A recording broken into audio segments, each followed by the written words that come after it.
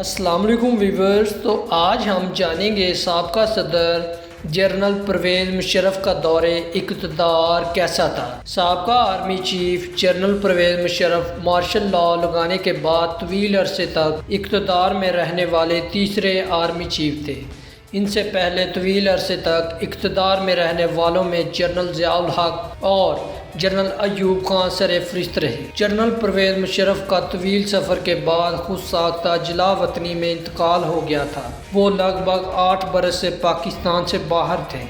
سابقہ army chief general Pervez Musharraf کا ان کے بیشتر جرنیلوں سے موازنہ کیا جائے تو کئی ایسی باتیں ہیں جو ان کے سینئر جنرل ایوب خان اور جنرل ضیاء الحق سے مشترکہ ہے، لیکن انہوں نے بہت سے نئے تجربات بھی کی۔ سابقہ وزیر اعظم نواز شریف نے جنرل جہانگیر کرامت کے مستعفی ہونے کے بعد جنرل پرویز مشرف کو 1998 میں نئے آرمی چیف مقرر کیا، لیکن 12 اکتوبر 1999 کو جنرل پرویز مشرف نے مسلم لیگ نون کی حکومت کو برطرف کر دیا۔ اس طرح جنرل پرویز مشرف چوتھے آرمی چیف بنے جنہوں نے اقتدار سنبھالا۔ جنرل پرویز مشرف کا اقتدار میں آنا اپنے بیشتر جرنیلوں سے کچھ مختلف تھا۔ جنرل ایوب خان اور جنرل ضیاء الحق نے اس وقت حکومت کا تختہ الٹا جب وہ خود ملک میں موجود تھے، لیکن جنرل پرویز مشرف جب اقتدار میں آئے تو وہ اس وقت سری لنکا کے دورے سے واپس آ رہے تھے۔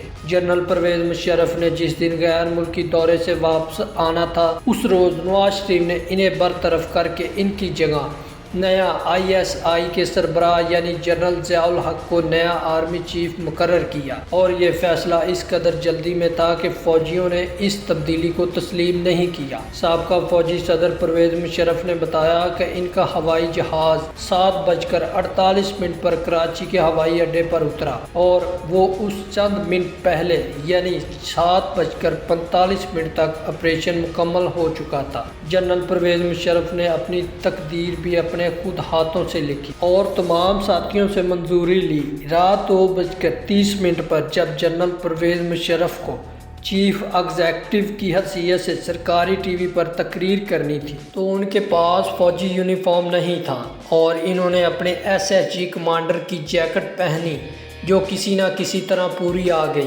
اور اسی میں تقریر کی اور اسکرین پر صرف جیکٹ ہی نظر آئی۔ سپریم کورٹ نے جنرل پرویز مشرف کے اقتدار سنبھالنے کے خلاف درخواست پر فوجی سربراہ کو 2 برس کی مہلت دی۔ یہ درخواست اس وقت کے مسلم لیگ نون کے رہنما ظفر علی شاہ نے دائر کی تھی۔ یہ بات بھی تحریر میں لکھی جائے گی کہ جب نواز شریف نے جنرل پرویز مشرف کی جگہ نئے آرمی چیف کو مقرر کیا تو اس وقت بھی نئے آرمی چیف کے لیے ISI کے سربراہ کو چنا گیا، اور جب جنرل پرویز مشرف نے آرمی چیف کا عہدہ چھوڑا تو ان کی جگہ آنے والے نئے آرمی چیف بھی ISI کے سربراہ جنرل اشفاق پرویز کیانی تھے۔ سابقہ فوجی صدر پرویز مشرف نے بھی ضیاء الحق کی طرح پارلیمنٹ کی منظوری کے بغیر ہی 1973 کے آئین میں ترمیم کی۔ جنرل ضیاء الحق کی ترمیم کو پارلیمنٹ نے 8ویں ترمیم جبکہ جنرل پرویز مشرف کی ترمیم کو 17ویں کے ذریعے آئین کا حصہ بنایا۔ جنرل پرویز مشرف نے جو ترمیم کی ان میں صدر مملکت کا اسمبلی کو تحلیل کرنا اور اختیار واپس لینا بھی شامل تھا، جو جنرل ضیاء الحق نے آئین میں متعارف کروایا تھا۔ اس ترمیم کو نواز شریف نے اپنے دوسرے دورہ اقتدار میں ختم کیا، اور پیپل پارٹی نے 18ویں ترمیم کے ذریعے جنرل مشرف کے بحال کردہ اس اختیار کو آئین سے خارج کیا۔ جنرل ضیاء الحق نے اسمبلی کی تحلیل کے اختیار کو 1988 میں استعمال کیا، لیکن پرویز مشرف نے اس ترمیم کو سر سے استعمال ہی نہیں کیا۔ جنرل پرویز مشرف نے 25 مارچ 2008 کو وزیر اعظم یوسف رضا گیلانی سے وزارت عظمیٰ کا حلف لیا۔ پنجاب اسمبلی میں جنرل پرویز مشرف کے بارے میں 2 قراردادیں منظور کی، پہلی ان کے حق اور دوسری مخالفت میں تھی۔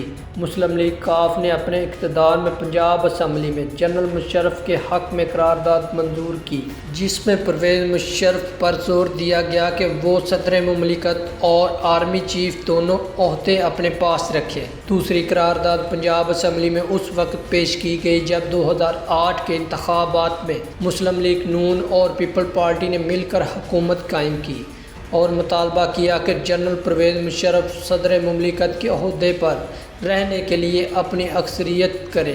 یا پھر مستعفی ہو جائے۔ تو ویورز، یہ تھی ہماری آج کی ویڈیو۔ دیکھ کر آپ کو کیسا لگا اپنی رائے کمنٹس میں ضرور بتائیں۔ تو ملتے ہیں اپنی اگلی ویڈیو میں، تب تک اپنا بہت سارا خیال رکھیں۔